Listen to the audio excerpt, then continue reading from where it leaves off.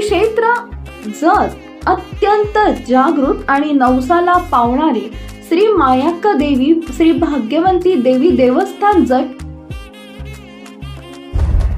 नमस्कार, मी Megha Jagtap, BBM news मध्ये आपल्या सर्वांचं स्वागत। पाहूया आजच्या घडामोडी।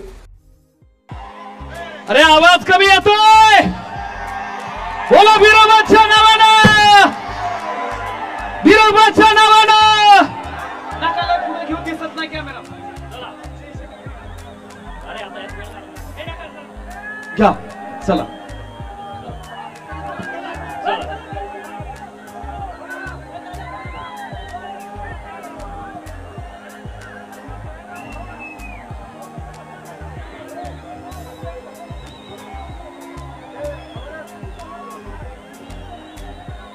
ज्यांना ज्यांना बोलता येतंय त्यांनी माझ्या पाठीमाग जोरदार घोषणा द्या। येळकोट येळकोट येळकोट येळकोट, बिरोबाच्या नावानं, बिरोबाच्या नावानं, माकूबाईच्या नावानं, बाळूमामाच्या नावानं, खंडोबाच्या नावानं, मसोबाच्या नावानं। हे मसोबा लय खतरनाक असतो, नाही बोलत त्याला अवघड होऊन जाईल। मसोबाच्या नावानं आज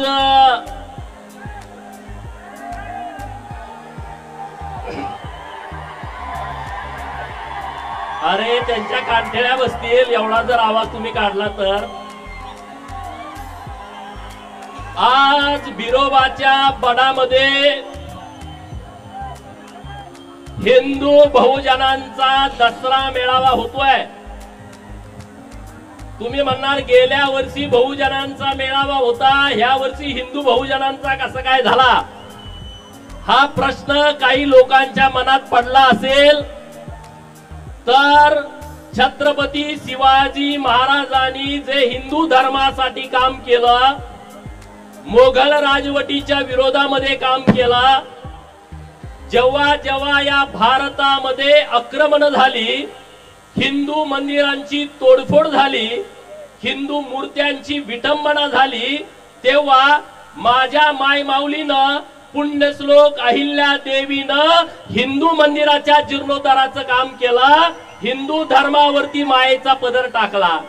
आणि मग ज्या अहिल्या देवींचं रक्त माझ्या अंगात सळसळतंय, तुमच्या अंगात सळसळतंय, आपल्या सर्वांची जबाबदारी आहे हिंदू धर्माचं रक्षण करणं, आहे की नाही? सगळे हात वर करून सांगा, आहे की नाही? सगळे हात वर करून जोरदार सांगा, आहे की नाही? छत्रपती शिवाजी महाराजांच्या हिंदवी स्वराज्याची भगवी पताका, छत्रपती शिवाजी महाराजांच्या पश्चात धर्मवीर छत्रपती संभाजी महाराजांच्या पश्चात ज्यांनी खांद्यावरती घेतली त्या घराण्याचं नाव आहे सुभेदार मल्हारराव होळकर घराणा। आणि त्यामुळे इथून पुढे बिरोबाच्या मनामध्ये होणारा मेळावा हा हिंदू बहुजनांचा दसरा मेळावा असणार आहे। मित्रांनो, गेल्या 6 महिन्यामध्ये महाराष्ट्रामध्ये छत्रपती शिवाजी महाराजांच्या मूर्तीची विटंबना, पुणे जिल्ह्यामध्ये अन्नपूर्णा मातेच्या मंदिराची विटंबना, आपलं जे भवानीपूर आहे पूर्वीचं खानापूर, तिथं महादेवाच्या नंदीची शिंग कापणं, महादेवाच्या नंदीचं कान कापणं, हे अशा ज्या जिहादी प्रवृत्तीनं जे कृत्य चालू आहे त्या सर्वांना आपल्याला उत्तर द्यायचं आहे, त्यांच्या विरोधामध्ये आपल्याला भूमिका घ्यायची आहे। मित्रांनो, दसरा मेळावा आहे, तुम्ही सगळे महाराष्ट्राच्या कानाकोपऱ्यातून इतक्या मोठ्या संख्येने इथं उपस्थित आहात। आता मी भाषण दिलं आणि तुम्ही गेला, परत पुढच्या वर्षी इथं आला, परत मी भाषण दिलं, यासाठी दसरा मेळावा नाही, ही पहिली गोष्ट ध्यानामध्ये ठेवा। तर दसरा मेळावा कशासाठी आहे? अरे आमच्या हृदयामध्ये बाळूमामांची शांतता आहे, आमच्या बहुजनांच्या हृदयामध्ये बाळूमामाची शांतता आहे, आणि आमच्या डोक्यामध्ये खंडोबाची खंडात तलवार आहे। आमच्या डोक्यामध्ये खंडोबाची खंडात तलवार आहे आणि आमच्या बहुजनांच्या पोराच्या हातामध्ये महामानव विश्वरत्न डॉक्टर बाबासाहेब आंबेडकरांनी दिलेलं संविधान आहे। आणि या तिन्ही गोष्टीचा मिलाप करून आम्ही बहुजनांची पोरं पुढे जाणार आहे। मान्य आहे का तुम्हाला? मान्य आहे ना? हा देश संविधानावरती चालतो, हा देश कायद्यानं चालतो आणि त्यामुळं कायद्याची अंमलबजावणी करणं ही सरकारची जबाबदारी आहे आणि कायद्याचं पालन करणं ही आमच्या सर्व नागरिकांची जबाबदारी आहे। आणि म्हणून आम्ही बाबासाहेबांच्या संविधानानं जे नियम, जे अटी, जे कायदे आम्हाला दिलेले आहेत त्या कायद्याच्या प्रमाणे आम्ही चालतोय आणि इथून पुढे आम्ही चालणार आहोत। आज बिरोबाच्या बाणामध्ये आपला दसरा मेळाव्याच्या निमित्तानं तुम्ही सगळेजण आलाय, परंतु एक आम्ही बिरोबाच्या बनाचा आराखडा आम्ही तयार केलाय। तो आराखडा आम्ही तुम्हाला एका मिनिटात दाखवणार आहे। आम्ही आतापर्यंत जवळपास 5 कोटी रुपये 14 ते 19च्या काळात, नंतर 3-3.5 कोटी रुपयाचा निधी आम्ही आणण्यामध्ये देवस्थान कमिटीच्या सोबत यशस्वी झालो आहे। परंतु आता इथून पुढे आम्ही बिरोबा बनाचा एक आराखडा डेव्हलप केलाय। तो आराखडा तुम्हाला एका मिनिटात दाखवतो आणि मग मी माझं पुढचं भाषण करतो।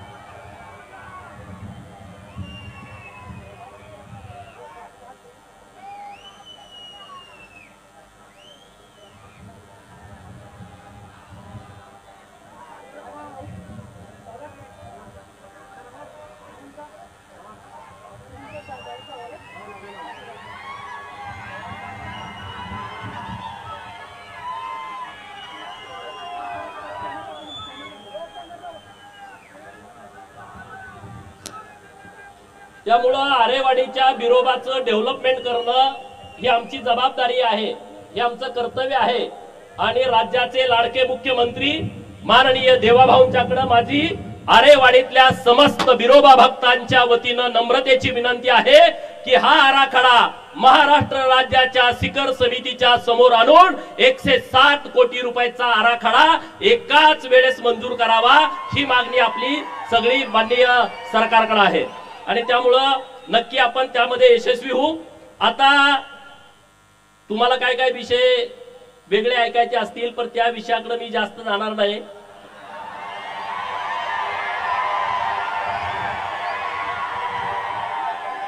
म्हणजे तुम्ही त्या नेमकं त्या विषयासाठी आलाय काय? आज महाराष्ट्रामध्ये आरक्षणाच्या बाबतीमध्ये गंभीर विषय सुरू आहेत। एका बाजूला मराठा समाज आणि दुसऱ्या बाजूला ओबीसी समाज एकमेकाच्या समोर उभा करण्याचा प्रयत्न केला जातोय। या महाराष्ट्रातल्या धनगर समाजाच्या आरक्षणाचा विषय गेल्या अनेक वर्षापासून संघर्षमय सगळी प्रक्रिया सुरू आहे। गेल्या 50-60 वर्षापासून म्हणजे 1956 पासून या महाराष्ट्रातला धनगर समाज जे 36 नंबरला धनगड आहे तिथं धनगरांना एसटीचा दाखला मिळावा यासाठी सातत्यानं झगडतोय। मग तेव्हाची नेतृत्व असतील, शिवाजीराव शेंडगे बापू असतील, माननीय अण्णासाहेब डांगे साहेब असतील, माननीय महादेवरावजी जानकर साहेब असतील, आणि या सगळ्या आरक्षणाचा मुख्य आयडॉल ज्यांना आपण म्हणतो ते स्वर्गीय बीके कोकरे असतील, तिथून आतापर्यंत आपल्या धनगर समाजाच्या आरक्षणाची लढाई सुरू आहे। आज महाराष्ट्रामध्ये मोठ्या प्रमाणामध्ये आंदोलन सुरू आहे आणि राज्य सरकारकडे आमची सगळ्यांची एकमुखान मागणी आहे की महाराष्ट्रातल्या धनगराच्या पोराच्या हातामध्ये एसटीचा धकला पडला पाहिजे, ही आमची सर्वांची मागणी आहे। गोपीचंद पडळकरची जी धनगर समाजाच्या आरक्षणाच्या बाबतची काल भूमिका होती तीच आज आहे आणि तीच उद्या राहील आणि तीच एसटीचा धाकला धनगराच्या पोराच्या हातामध्ये पडत नाही तोपर्यंत तीच भूमिका राहील। जेव्हा धनगराच्या आरक्षणाचा विषय असेल, सरकार आणि धनगर असा जेव्हा विषय चालू होईल तेव्हा मी धनगरांच्या बाजूने आहे हे सांगायची कुणाला गरज नाही। का काय डाऊट आहे, काय शंका आहे का तुम्हाला? जेव्हा धनगराच्या आरक्षणाचा विषय आहे तेव्हा मी धनगरांच्या बाजूला आहे, तेव्हा मी सरकारच्या बाजूचा नाही। पण जेव्हा सरकार आणि विरोधकांचा विषय असेल तेव्हा हा गोपीचंद पडळकर सरकारच्या बाजूने छातीची ढाल करून उभा राहील। जेव्हा देवाभाऊचा विषय असेल, देवाभाऊच्या विरोधामध्ये या महाराष्ट्रातल्या जातीवादी पिलावळी जेव्हा पुढे असतील तेव्हा हा गोपीचंद पडळकर देवाभाऊंच्यासाठी बाजी प्रभू देशपांड्यांची भूमिका घेईल। कारण या महाराष्ट्रामध्ये बहुजनांना, ओबीसींना आणि धनगरांना कुणी न्याय देऊ शकतो तर हा एकमेव माणूस असा आमचा सगळ्यांचा विश्वास आहे आणि देवाभाऊंनी तो विश्वास आमचा सार्थ ठरवावा आणि धनगरांच्या पोराच्या हातामध्ये एसटीचा दाखला द्यावा, ही एकमेव आमची मागणी आजच्या मेळाव्याची सरकारकडे आहे, एकमेव मागणी आहे। जेव्हा मी विधान परिषदेचा आमदार झालो आणि हायकोर्टामध्ये केस सुरू होती, मी कधी या गोष्टी बोलत नाही, मी कधी फोटो टाकत नाही, परंतु काल मधु शिंदे साहेबांची मी कुठेतरी मुलाखत ऐकली। ज्या पत्रकार मित्रांनी मुलाखत घेतली त्यांचा मला फोन आला की एक धनगर आरक्षणावरती मी मुलाखत घेतली, तुम्ही ऐका। आणि ते मधु शिंदे साहेब जे महाराणी अहिल्यादेवी होळकर समाज प्रबोधिनी विचार मंचाचे अध्यक्ष आहेत आणि जेपी बघेल आहेत की ज्यांच्या अभ्यासाने हा पूर्ण आपला लढा सुरू आहे। आणि त्याने सांगितलं की 50 वेळा राज्याचे उपमुख्यमंत्री, तत्कालीन आत्ताचे मुख्यमंत्री यांच्या बरोबर 50 वेळा आमच्या बैठका झाल्या आणि जे कोर्टामध्ये पाहिजे ते आम्ही सरकारकडून मिळवलं। परंतु हा गोपीचंद पडळकर कधी फोटो ट्विट केला नाही, कधी फेसबुक वरती टाकला नाही आणि कधी त्याची बातमी केली नाही। कारण ज्या गोष्टीची प्रसिद्धी करण्याची आवश्यकता नाही ती प्रसिद्धी गोपीचंद पडळकर कधीच करत नाही आणि पुढेही कधी करणार नाही। आता रस्त्यावरची लढाई सुरू आहे, त्या रस्त्यावरच्या लढाईला गोपीचंद पडळकरचा पाठिंबा आहे। जी न्यायालयामध्ये लढाई सुरू आहे, गेल्या 15 दिवसापूर्वी सुप्रीम कोर्टमध्ये आम्ही याचिका अर्ज दाखल केलाय की आम्हाला आता सुप्रीम कोर्टामध्ये केस चालवायचे नाही। सुप्रीम कोर्टाने आम्हाला मुंबईच्या हायकोर्टामध्ये याचिका चालवण्याची परवानगी द्यावी, कारण आता पूर्ण ग्राउंड बदललेले आहेत। जो धनगड आहे असं कोर्टाचं म्हणणं होतं, त्या धनगडाच्या सगळ्या जात पडताळणीची प्रमाणपत्र रद्द केलेली आहेत आणि म्हणून आम्हाला हायकोर्टमध्ये केस चालवायला परवानगी द्या।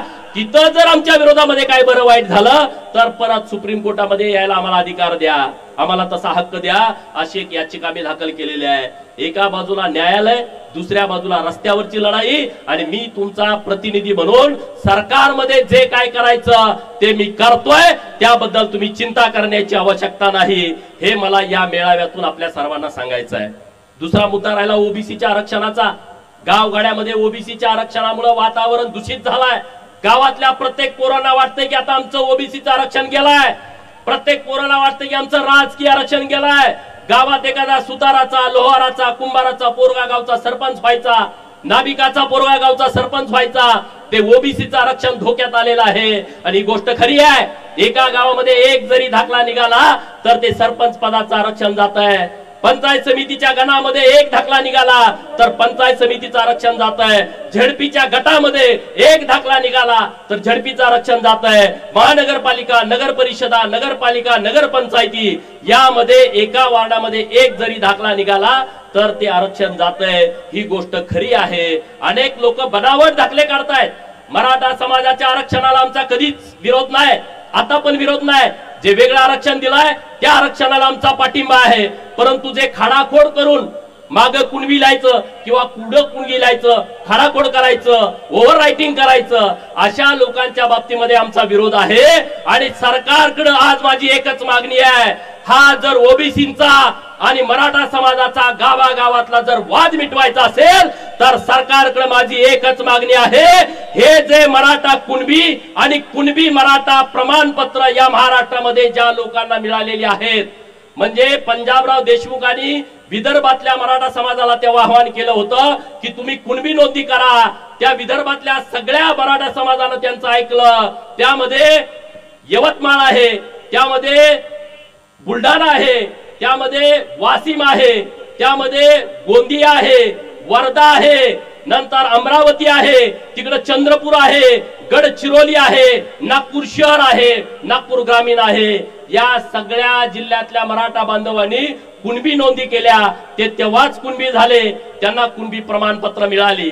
कोकणातला 3 जिल्हे जे आहेत तिथला मराठा म्हणतोय आम्हाला ओबीसीचा दाखला नको आहे, आम्ही 96 कुडी मराठा आहोत. तो विषय मिटला. मुंबई नगर, मुंबई उपनगर हे तिथं मराठा समाज असल्याचा विषय नाही, कारण इकडून आपण मायग्रेट झालेली तिथं लोक आहोत. ठाणे आणि पालघर मध्ये पूर्ण आदिवासी समाज आहे ना, तिथं धनगर जास्त आहे ना तिथं मराठा जास्त आहे. ठाणे जिल्ह्यामध्ये पण तीच परिस्थिती आहे. मग राहिला कुठला? खानदेश मध्ये नंदुरबार जिल्ह्यामध्ये ना मराठा समाजाची संख्या जास्त आहे, ना धनगर समाजाची संख्या जास्त आहे, ना ओबीसींची संख्या जास्त आहे. तिथं आदिवासी बहुल हा नंदुरबार जिल्हा आहे. मग तिथं राहिलं धुळे, तिथं राहिलं नाशिक आणि तिथं राहिलं जळगाव. अलीकडे आलं तर अहिल्यानगर आणि मराठवाड्यातले हे जिल्हे छत्रपती संभाजीनगर, जालना, परभणी, बीड, लातूर, नंतर हिंगोली, नंतर धाराशिव आणि नांदेड या जिल्ह्यामध्ये मराठा समाज आहे की ज्यांना कुणबीचं प्रमाणपत्र पाहिजे. आणि मग पश्चिम महाराष्ट्रातले जिल्हे राहतात सोलापूर, सांगली, सातारा, पुणे आणि कोल्हापूर. हे जिल्हे नीट समजून घ्या. या जिल्ह्यातल्या ज्या लोकांना ज्यांच्या नोंदी शोधून ज्यांना मराठा कुणबी किंवा कुणबी मराठा हा दाखला दिलेला आहे त्यांचा एक वेगळा प्रवर्ग तयार करा. जसं आता मराठा समाजातल्या नेत्यांचं सुद्धा म्हणणं आहे की आम्हाला राजकीय आरक्षणाची गरज नाही, आमच्या पोराबाळांच्यासाठी शिक्षण आणि नोकरीतलं आरक्षण आहे, आम्ही त्याला विरोध करत नाही. शिक्षण आणि नोकरीचा आरक्षणाचा प्रवर्ग वेगळा करा. जसं विजय एनटी आहे, एनटी ब आहे, एनटी क आहे, एनटी ड आहे, तसं मराठा कुणबी मराठा यांच्यासाठीचा एक प्रवर्ग वेगळा करा. त्यांची संख्या मोजा. दाखले किती दिलेत मी जबाबदारीने बोलतोय, मी कुणाची तरी खोड काढायच्या हिशोबाने बोलत नाही. 0.25% आरक्षण अत्यंत जबाबदारीने बोलतोय. मराठा कुणबी आणि कुणबी मराठा या प्रवर्गासाठी द्या आणि त्यांना नोकरी आणि शिक्षणाचं आरक्षण द्या. राजकीय आरक्षण देऊ नका. हा गावातला वाद विषय संपून जातोय. संपतोय का? माझी जी भूमिका आहे ती तुम्हाला पटते का? म्हणजे आमचं आणि मराठा समाजाचं गावात भांडण नको आहे, आम्ही भांडण करू शकत नाही. अरे छत्रपती शिवाजी महाराजांच्या भगव्यासाठी लढणारे आम्ही मावळे आहोत. पंढरपूरच्या पांडुरंगाला जाणारा भगवा तो आमच्या वारकऱ्यांच्या खांद्यावरती आहे. आळंदीच्या ज्ञानेश्वराला जाताना तो भगवा आमच्या खांद्यावरती आहे. आणि मग त्या भगव्यासाठी आम्ही झटणारी, लढणारी, संपणारी लोक आहोत. आम्ही वाद करणार नाही. हा एक प्रवर्ग वेगळा करा. बिहार मध्ये तसं आरक्षण आहे. पिछडा वर्ग, अति पिछडा वर्ग. पिछडा वर्गाला नोकरीतलं आणि शिक्षणातलं आरक्षण आहे आणि अति पिछडा वर्गाला नोकरीतलं, शिक्षणातलं आणि स्थानिक स्वराज्य संस्थातलं आरक्षण आहे. हा निर्णय सरकारनं घ्यावा. मराठा समाजाचं आणि ओबीसीचं भांडण मिटतंय आणि ओबीसीच्या मनामध्ये जी शंका निर्माण झाली आहे ती शंका मनातून निघून जाते. जाईल की नाही? हे तुमचं जर राजकीय आरक्षण वाचलं, सगळ्यांनी हात वर करून सांगा, हा मोठा विषय आहे. मराठा आणि ओबीसीचा वाद मिटून जाईल. आमचा असा प्रवर्ग तयार करा. तो सरकार करू शकतं. एनटी विजय एनटीचा प्रवर्ग राज्य सरकारने केलाय, तसा हा वेगळा प्रवर्ग राज्य सरकारनं तयार करावा अशी मागणी आपल्या माध्यमातून मी सरकारने करतोय. आज जिल्ह्यामधलं वातावरण तुम्ही बघताय, बरीच लोक माझ्या विरोधामध्ये भूमिका घेत आहेत.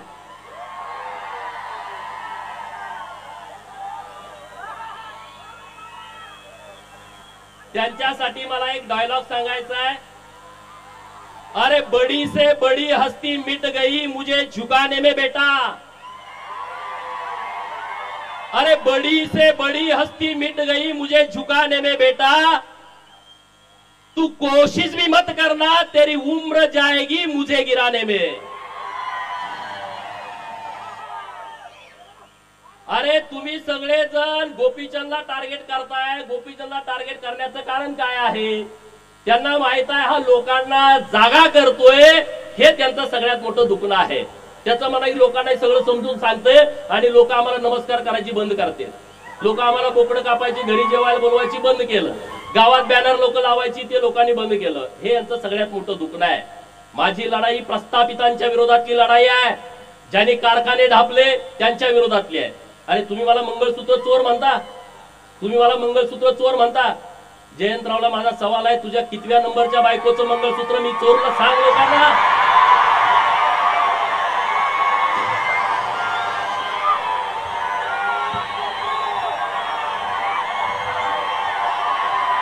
बरोबर ना?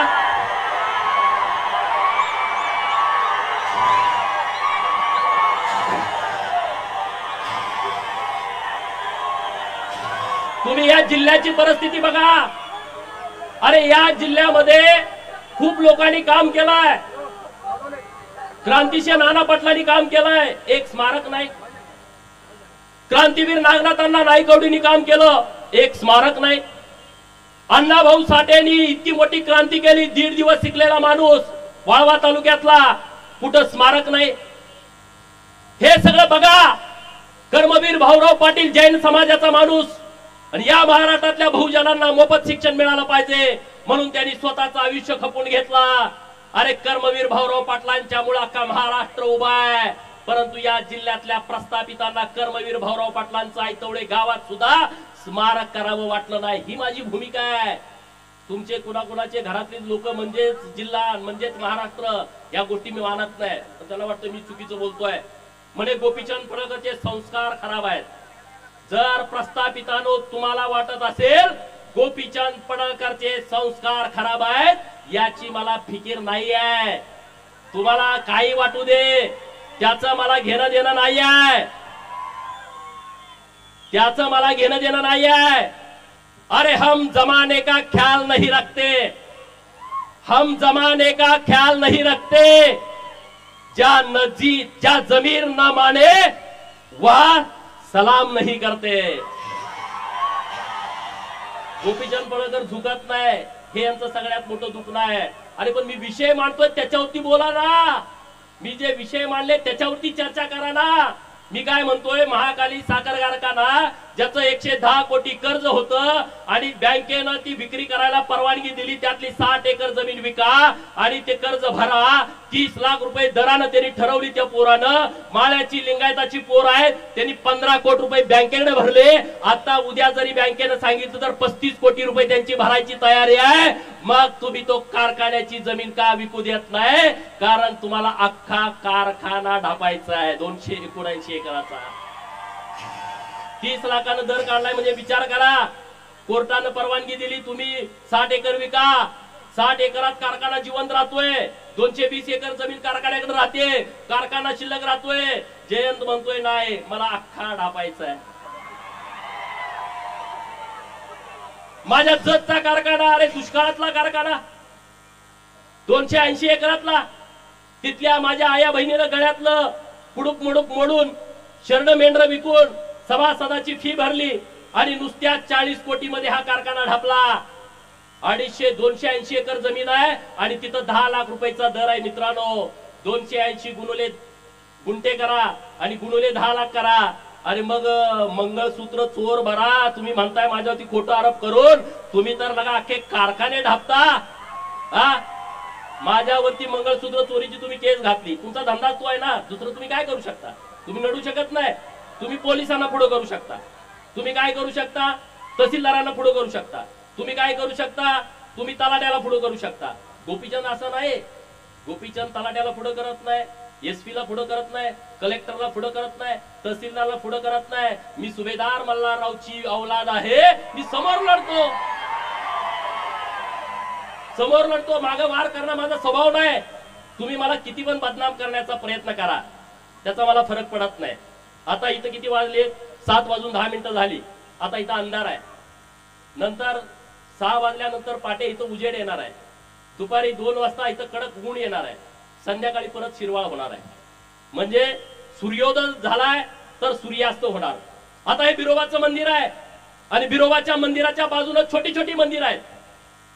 हे मुख्य मंदिर बिरोबाचं आहे. अरे तुम्ही छोटी छोटी मंदिर आहेत, पण तुम्ही ओळखणार कुणाला? बिरोबाच्या नावाने ओळखणार ना. कुठल्याही मोठ्या मंदिरामध्ये छोटी छोटी मंदिरं उभा केली तरी तुम्ही बिरोबाच्याच नावाने ओळखणार. आणि त्यामुळं माझ्या विरोधामध्ये किती अशी वादळं तुम्ही निर्माण केली, त्या वादळातून उभा राहतो त्याचं नाव गोपीचंद पडळकर आहे. त्याचं नाव गोपीचंद पडळकर आहे. तुम्ही काही करा, त्याचा मला फरक पडत नाही. अरे गदी माडगुळकर, व्यंकटेश माडगुळकर, शंकरराव खरात, वि स खांडेकर मराठी भाषा उंचीवरती नेली, 7 समुद्रापलीकडे नेली. कधी तुम्हाला त्यांची आठवण आली? नाही आठवण आली. तुम्हाला त्यांची आठवण येत नाही. तुम्ही त्या विषयावरती बोलत नाही, त्या विषयावरती तुम्ही भूमिका मांडत नाही. अरे माझ्या विरोधात तुम्ही काय एकवटला? या लव जिहादच्या विरोधामध्ये मी ओपन भूमिका घेतली. त्यांच्या लक्षात आला की आता भूमिका घ्यायला लागलाय. एक आमची बहीण गुंडेवाडीची, तिला धर्मांतरण करून म्हणून मारलं, आत्महत्या करण्यास तिला प्रवृत्त केलं. या सगळ्या पादऱ्यांच्या विरोधामध्ये मी भूमिका घेतली. अरे एकटा गोपीचंद 10 मिनिटं बोलला आणि अख्ख्या महाराष्ट्रातले पादरे रस्त्यावरती आले. 36 का कितीतरी मोर्चे माझ्या विरोधात झाले आणि ते म्हणले ह्याची आमदारकी घालवा. अरे म्हटलं काय आमदारकी काय, कुठला काय तुमच्या उकरड्यातला काय कचरा आहे का रे? आमदारकी काय तुमच्या परड्यातला भाजीपाला आहे का? जत विधानसभा मतदारसंघातल्या मायबाप जनतेने मला निवडून दिलाय, त्यांना तो अधिकार आहे. मग हा पादऱ्याच्या कार्यक्रमाला गेला, हा जिहाद्यांच्या कार्यक्रमाला गेला आणि तिथं माझ्या विरोधामध्ये भाषण करतोय, म्हणजे हा हिंदू विरोधी आहे. ईश्वरपूर मधल्या लोकांनी लक्षात ठेवला पाहिजे, ही औलाद हिंदू विरोधी आहे. त्याला जागा दाखवायची वेळ आलेली आहे. बरोबर की नाही? अरे पण तुम्ही मला भीती दाखवताय. कोणाला भीती, कोणाला दाखवताय? गोपीचंद पडळकरला. तुम्ही माझ्या डोक्यात जाण्याचा प्रयत्न करू नका. मला ज्यांना ज्यांना वाटतंय गोपीचंद पडळकरच्या डोक्यात जायचंय त्यांच्यासाठी मी एक वाक्य म्हणतो, don't ever try to get inside my head. Don't ever try to get inside my head, it's dark for you. तुम्ही जर माझ्या डोक्यात जाण्याचा प्रयत्न केला तर ती तुमच्यासाठी काळी कुट्ट अंधाराची रात्र असेल, हे लक्षात ठेवा.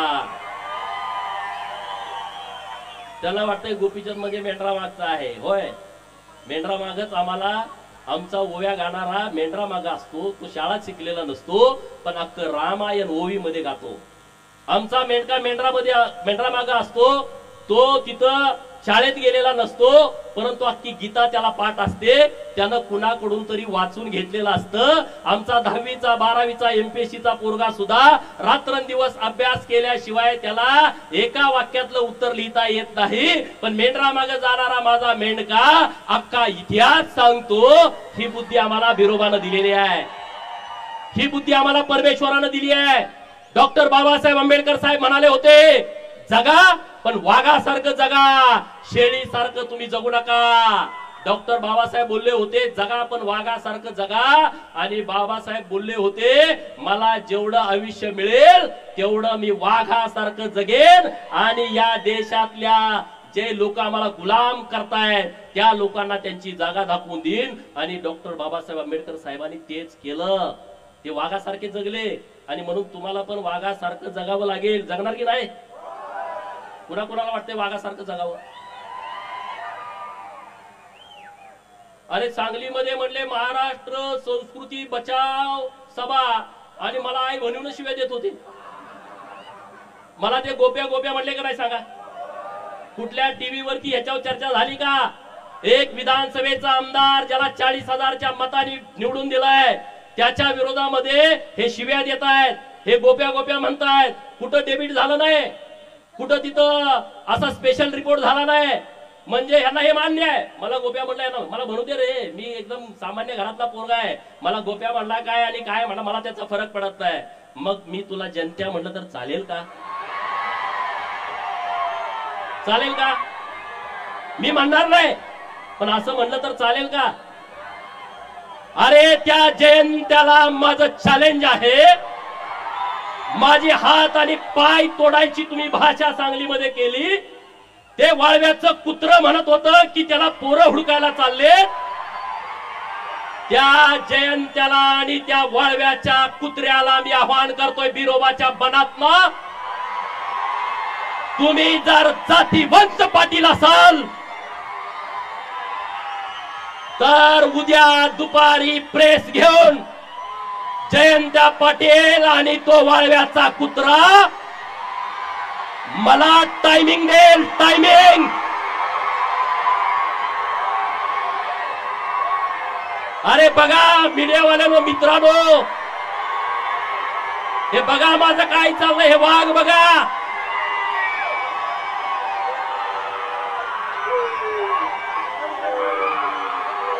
माझं वाक्य पुढचं ऐकून घ्या. जयंत्या आणि वाळव्याच्या कुत्र्यानं उद्या मुंबईमध्ये सांगलीमध्ये प्रेस घ्यायची आणि त्यांनी सांगायचं गोपीचंद पडळकरला ईश्वरपूर मध्ये यायचं की वाळव्यात यायचं, दिनांक वार आणि वेळ मला सांगा, मी तिथं येतो. बरोबर ना?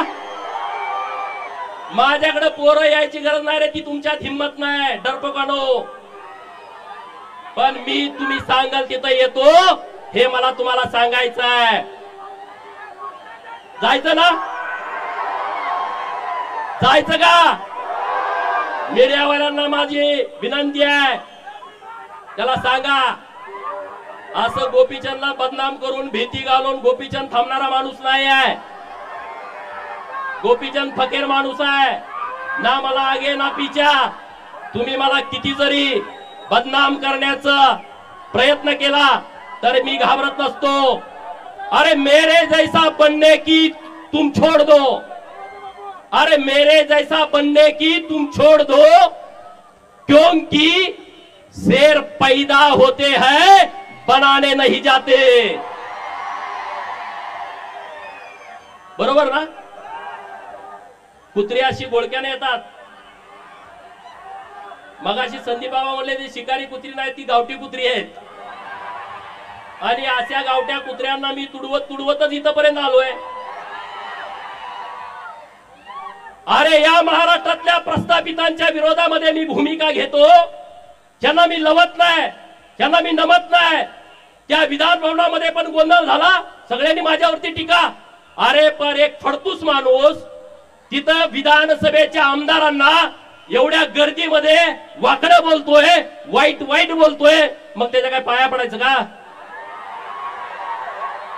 त्या तज्ञांनी त्याच्यावर मतच व्यक्त केलं नाही. हे महाराष्ट्रातले तज्ञ स्वतःला समजतात ना, घरात त्यांना बायका जेवायला देत नाही, तो ते तज्ञ असतात. ते म्हणे गोपीचंद पडळकरनं विधान भवनाची आबरू घाला. अरे मी आबरू वाचवली? एका आमदाराला कोणतर फडतूस माणूस ज्याचा पुढाऱ्यांना बाया पुरवायचा धंदा आहे, तो माणूस वाकडं बघत असेल आणि मी आमदारकीला भेट नाही रे, अशी आमदारकीला मी भेट नाही. माझा जन्म मी मागे सांगितलं होतं आमदार खासदार आणि मंत्री होण्यासाठी झालाय, त्याच्यासाठी मी भेट नाही. त्याच्यासाठी मी काय असं करत नाही वेगळं काहीतरी प्रयत्न. अरे जतच्या लोकांनी मला सन्मानपूर्वक महाराष्ट्राच्या विधान भवनामध्ये पाठवलाय, जतच्या लोकांचं बिरोबाच्या बनातनं मी जाहीर आभार व्यक्त करतो, जाहीर आभार व्यक्त करतो. कारण ही माझी शेवटची निवडणूक होती, ही निवडणूक माझी शेवटची होती. कारण मी 2009 विधानसभा, 2012 जिल्हा परिषद, 2014 विधानसभा, 2019 लोकसभा सांगली, 2019 बारामती विधानसभा आणि 2024 जत विधानसभा, 5 निवडणुका मी याच्या अगोदर लढलो होतो आणि आता 6 निवडणुका झाल्या. लोकांना वाटते गोपीचंद पडळकरला लॉटरी लागली. अरे जरा अक्कल जरा चालवा, डोकं जरा चालवा. अशी लॉटरी सगळ्याला लागत असते ना, सगळेच नेते झाले असते. या सगळ्या लोकांच्यामुळे ही लॉटरी लागली मला. ही सगळी महाराष्ट्रातली मायबाप जनता आहे ना, त्यांच्यामुळे मला लॉटरी लागली आहे. आणि म्हणून सर्व लोकांना माझी हात जोडून विनंती आहे की चिंता करण्याचं कारण नाही. आज सगळे जिल्ह्यातले माझ्या विरोधात जतलाच येते. दुसऱ्या तालुक्यात जाऊन बघा, दुसऱ्या तालुक्यात बैठक नाही, मीटिंग नाही. गोपीचंदची ताकद किती आहे बघा. वसंतदादाचा नातू एकत्र, जयंत पाटील एकत्र, विश्वजित कदम एकत्र, सगळे एकत्र. ही माझी ताकद आहे. तुम्हाला सगळ्यांची भांडणं मी मिटवतोय. वसंतदादाचा आणि राजाराम बापूचा एवढ्या वर्षाचा वाद एकट्या पट्ट्यानं मिटवला. सांगलीमध्ये सभा झाली, जयंत पाटील बापाचा फोटो लावायचा, अरे शोधायला लागला फोटो, माझ्या शिवाजीराव शेंडगे बापूचा सुद्धा फोटो लावायची वेळ त्यांच्यावरती आली. नानासाहेब सगळ्यांचा फोटो व्यासपीठावरती, विलासराव शिंदेचा फोटो व्यासपीठावरती, पतंगराव साहेबांचा फोटो व्यासपीठावरती, वसंतदादांचा फोटो व्यासपीठावरती, सगळे हुडकून काढले, त्यांनी फोटो लावले. जयंतराव ही ताकद गोपीचंदची आहे, सगळ्यांचे फोटो लावायला लागले. गोपीचंदला असं समजू नका आणि तुम्हाला काय करायचं ते करा, काय फरक पडत नाही मला. माझा काय बाप आमदार खासदार मंत्री नव्हता, त्यामुळे मला त्याची चिंता नाही. मला चिंता आहे तुमची, कारण एवढा जो अन्याय झालाय, अरे गुलाम केलं तुम्हाला गावामध्ये, गुलाम. साधा सरपंच व्हायला तुम्हाला संघर्ष करायला लावला, गावागावामध्ये झुंजवलं, गावागावामध्ये भांडण लावली, आमदारकी आणि खासदारकीची कधी स्वप्न तुम्हाला बघू दिली नाहीत. तुम्हाला जास्तीत जास्त झडपी, जास्तीत जास्त पंचायत समिती, 1 वर्षाचा सभापती, 1 वर्षाचा जिल्हा परिषदचा अध्यक्ष, आयुष्यभर सांगायचं या समाजाचा अध्यक्ष केला, त्या समाजाचा अध्यक्ष केला. अरे धनगराचा अध्यक्ष झाला असेल, माळी समाजाचा अध्यक्ष झाला असेल, लिंगायत समाजाचा अध्यक्ष झाला असेल, मागासवर्गीय अध्यक्ष झाला असेल, अरे मग त्या छोट्या समाजाचा झडपीचा अध्यक्ष कधी होणार? सुताराचा, लोहाराचा, कुंभाराचा, नाभिकाचा अध्यक्ष कधी होणार? रामोशी समाजाचा पोरगा जिल्हा परिषदचा अध्यक्ष सभापती कधी होणार? आणि मग त्या पालातल्या राहणाऱ्या लोकांची तर अवस्था अत्यंत वाईट आहे, अत्यंत वाईट आहे. आणि म्हणून मी मागच्या दसरा मेळाव्यामध्ये भूमिका घेतली होती की तुम्हाला मोठ्या भावाची भूमिका घ्यायची आहे आणि गावगाड्यातल्या सगळ्या लोकांना बरोबर घेऊन चालायचं आहे. आणि म्हणून महाराष्ट्रातल्या प्रस्थापितांना वाटतंय जी ओबीसीची चळवळ सुरू आहे त्यामध्ये धनगर बाजूला पडला पाहिजे, आणि धनगर लढतोय, धनगर ताकदीने विरोध करतोय, ओबीसीतून तो बाजूला झाला तर ओबीसीची चळवळ मोकळी होईल आणि धनगरांच्या चळवळीला आमचा पाठिंबा आहे असं ते म्हणतायत. अरे कधी तुम्हाला आमचा पुळका आला मित्रांनो, कधी आला तुम्हाला पुळका? आणि म्हणून धनगरांच्या वती 2 जबाबदारी आहेत. एक, धनगरांना एसटीचं आरक्षण मिळवण्यासाठी लढाई करणं, आणि दुसरं ओबीसीच्या आरक्षणाचं संरक्षण करणं. अशी दुहेरी जबाबदारी तुमच्यावरती आली आहे, दुहेरी जबाबदारी. आणि त्या जबाबदारीतून तुम्हाला पार पडायचं आहे. मला तुम्हाला आता विनंती करायची आहे, गावागावामध्ये जी पोरं शिकलेत, अधिकारी झालेत, त्यांच्या सत्काराचे कार्यक्रम ठरवा. परवा मी डफळापूरला गेलो, नंदीवाले समाजाची एक पोरगी पोलीस झाली, अख्ख्या समाजात आनंदाचं वातावरण. एक मुलगी पोलीस कॉन्स्टेबल झाली डफळापूर मधली, मला बोलवून घेतलं, अख्खा समाज गोळा झाला होता. मी मागच्या सभेमध्ये सांगितलं, नंदी बैलवाले समाजाचा पोरगा एक PSI झाला, एक PSI. वैदू समाज, अरे तो औषधच द्यायचा पूर्वीपासून, अजून अधिकृत एक डॉक्टर त्यांचा झाला नाही. आणि महाराष्ट्रामध्ये एका घरात भाऊ SP, बहीण कलेक्टर, भावाची बायको प्रांत, बहिणीचा नवरा कमिशनर, एका घरात 4-4, 5-5, 6-6 लोक अधिकारी आहेत. पिवळ्या दिव्याच्या गाड्या त्यांच्या एका घरात आहेत, 5-5, 6-6. आणि असे समाज आहेत, शेकडो समाज.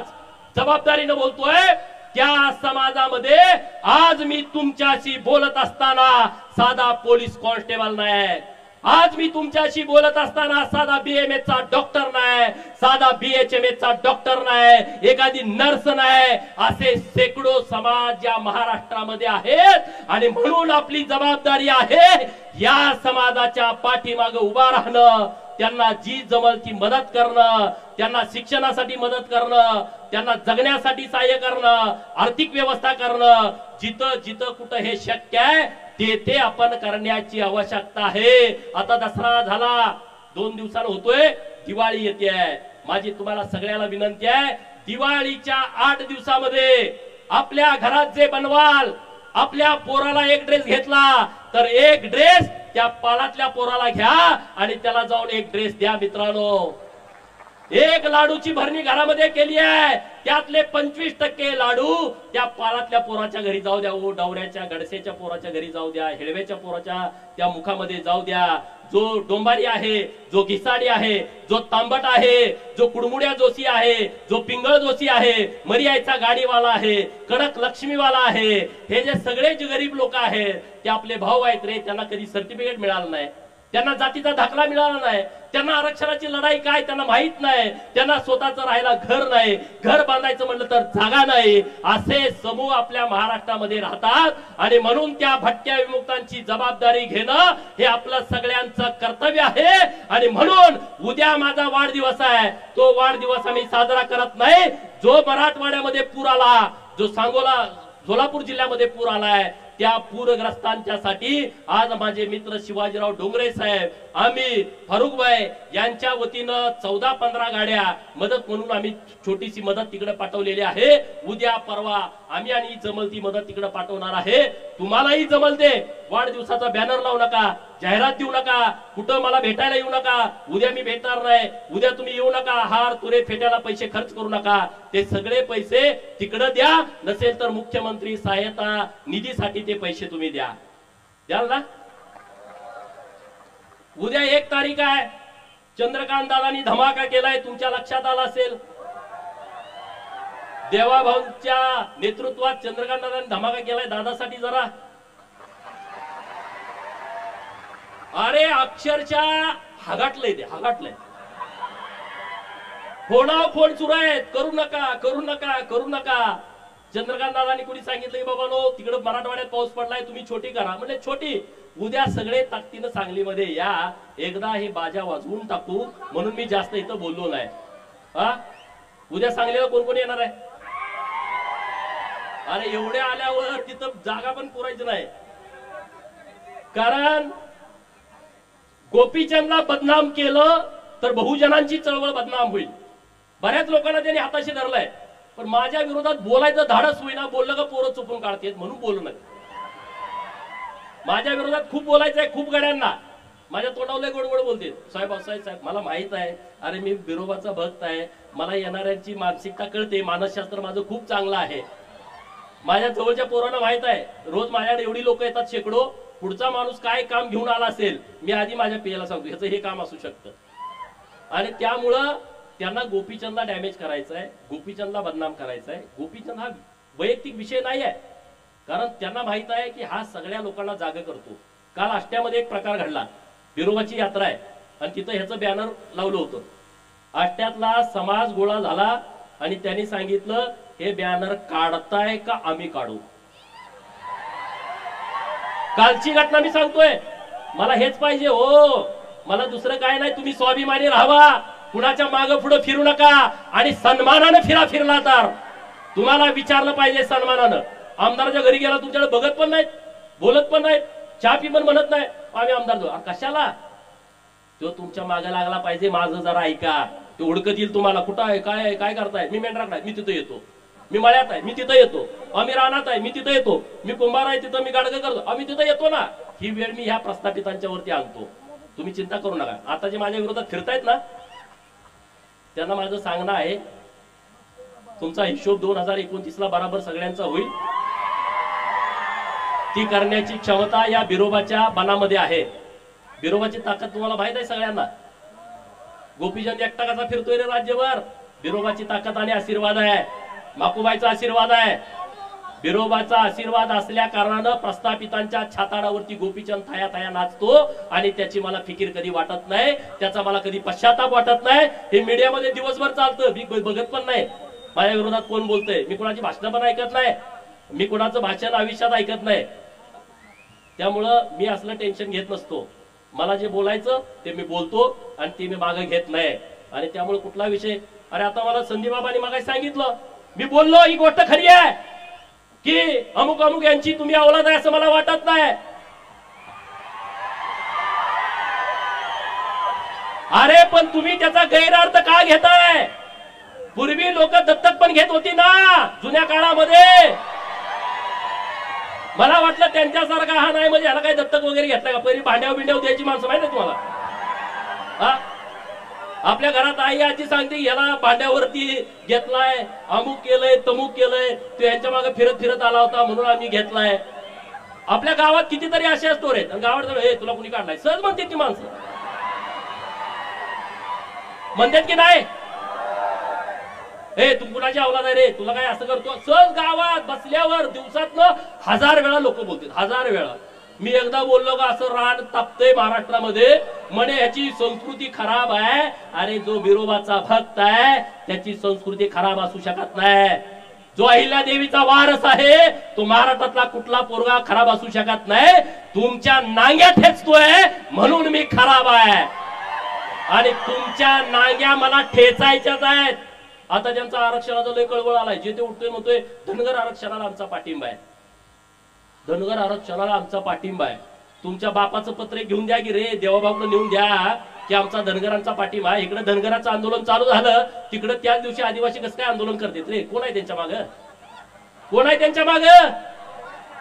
इकडे आंदोलन सुरू झालं, तिकडे ते 5-25 गोळा झाले. धनगरांना घुसू देणार नाही. कोण करतंय? कुणाच्या जवळची ही माणसं आहेत? आणि इकडे तुम्ही आम्हाला सांगता का रे आरक्षणाचं?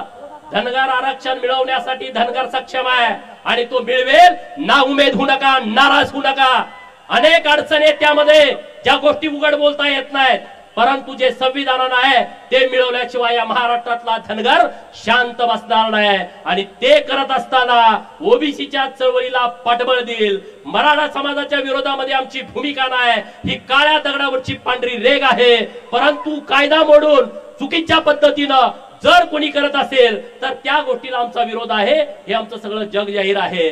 त्यामुळं कुणी असा विरोध करण्याच्या भानगडीमध्ये आम्ही नाही आणि त्यामुळे त्याचा कोणी विचार करू नये. परंतु मी जी सरकारकडे अत्यंत जबाबदारीने मागणी केलेली आहे, हा जर तुम्ही प्रवर्ग वेगळा केला तर मराठा समाजाच्या मुलांना शिक्षण आणि नोकरीतलं आरक्षण मिळेल आणि आमच्या ओबीसीचं गावगाड्यातलं, स्थानिक स्वराज्य संस्थेचं, ग्रामपंचायत, पंचायत समिती, जिल्हा परिषद, नगरपंचायत, नगरपालिका, नगर परिषदा आणि महानगरपालिकेतलं आरक्षण आणि किंवा सहकारी संस्थांमधलं आरक्षण आमचं धोक्यात येणार नाही. आम्ही पूर्ण ताकदीनं असं केल्याच्या नंतर सरकार बरोबर राहू. ओबीसीच्या बाबत अनेक सरकारनं निर्णय घेतलेत, याची आम्हाला जाणीव आहे. ओबीसीचं मंत्रालय स्थापन करणं हे देवाभाऊनी काम केलेलं आहे. ओबीसीच्या मुलांना महाज्योती स्थापन करणं, आज आपल्या पोरांना एमपीएससी करताना, युपीएससी करताना हॉस्टेलचं ऍडमिशन हे सरकारच्या माध्यमातून मिळतंय. हे सरकारनं आम्हाला केलंय. प्रत्येक जिल्ह्याला 2 वसतिगृह, 1 मुलींना 1 मुलांना सरकारनं आम्हाला केलंय. 200 मुलांना ऍडमिशन मिळतं. ओबीसीच्या मुलांना वसतिगृहात ज्यांना ऍडमिशन मिळत नाही त्यांना स्वाधार नावाची योजना आणली आहे. तालुक्याला गेला तर 38,000, जिल्ह्याला गेला तर 43,000, विभागीय कार्यालयाच्या ठिकाणी गेला तर 51,000 आणि मुंबई, नवी मुंबई, ठाणे, पुणे, पिंपरी चिंचवड आणि नागपूर या मेट्रो सिटी मध्ये गेला तर आपल्या पोराला 61,000 रुपये मिळतात. ते ओबीसीच्या पण पोराला मिळतात आणि धनगरांच्या पोरांना मिळतात. 600 ओबीसीची मुलं, 600 धनगरांची मुलं. एक ना अनेक योजना सरकारच्या माध्यमातून चालू आहेत. देवाभाऊनी ओबीसींच्यासाठी खूप केलाय, पण माझी त्यांना विनंती आहे की ओबीसींचं संरक्षण करणं ही तुमची जबाबदारी आहे. धनगर तुमच्या बाजूने ठामपणे उभा आहे. धनगरांच्या आरक्षणाची अंमलबजावणी करणं ही तुमची जबाबदारी आहे. आम्ही तुमच्या पाठीमागे ठामपणे उभे आहोत. न्यायालयीन लढाईमध्ये सरकारनं, देवाभाऊनी आणि एकनाथ शिंदेनं खूप मदत केलेली आहे. मी तमाम महाराष्ट्रातल्या धनगरांच्या वतीनं तत्कालीन उपमुख्यमंत्री देवाभाऊंचं आणि एकनाथ शिंदे साहेबांचं मनापासून आभार मानतो. कारण 3 वेगवेगळी ॲफिडेव्हिट दिली होती. मंत्र्यानं काल मी मधु शिंदेची मुलाखत ऐकली. मंत्र्यांनी 1 महिना फाईल त्यांच्या कपाटात नेऊन ठेवली होती.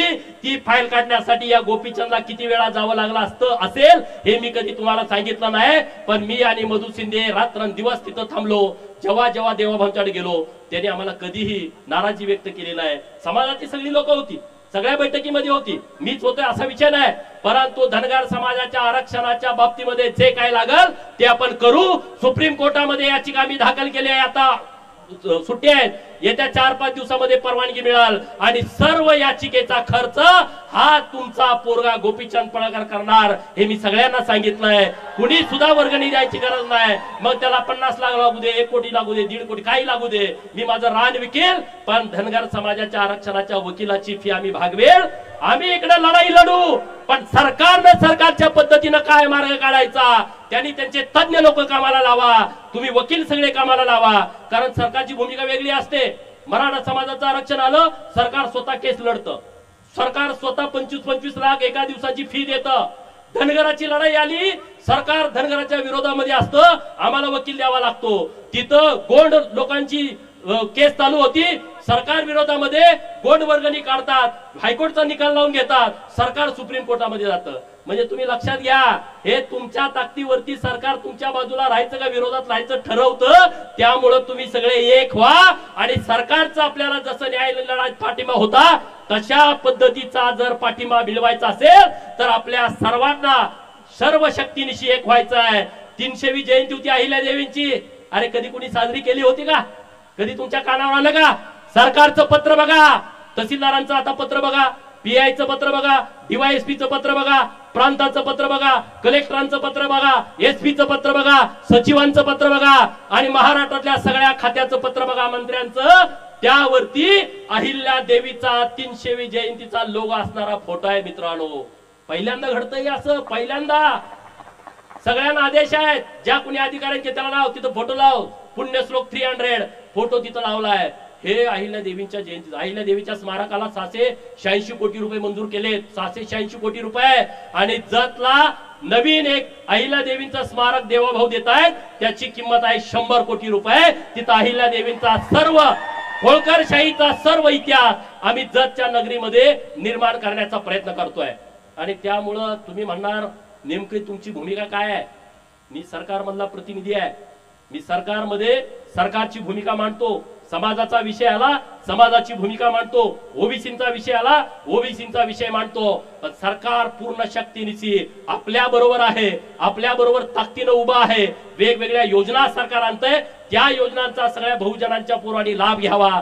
वसंतराव नाईक महामंडळाच्या माध्यमातून 15 लाखाची कर्ज देण्याची योजना सुरू आहे.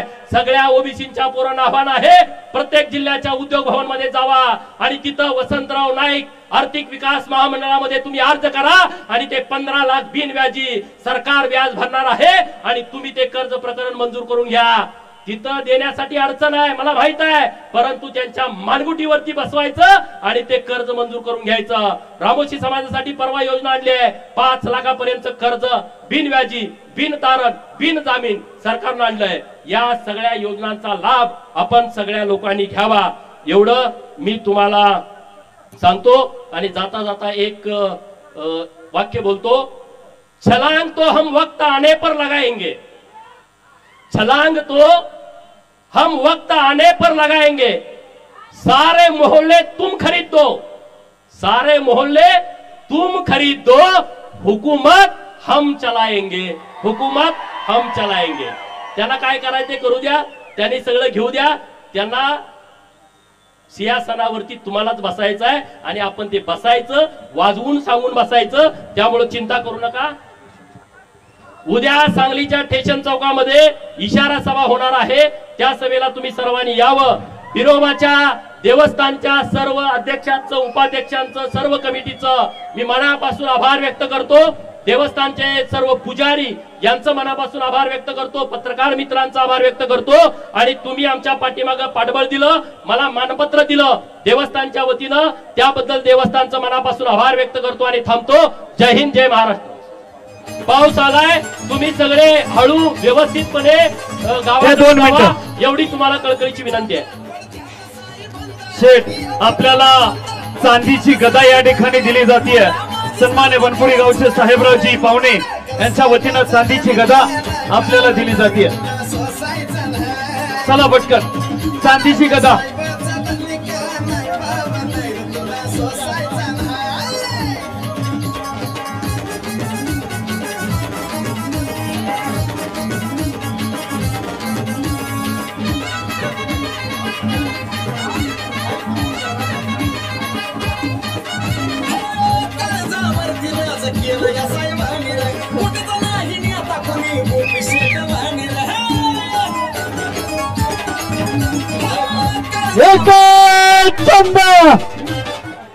हॅलो,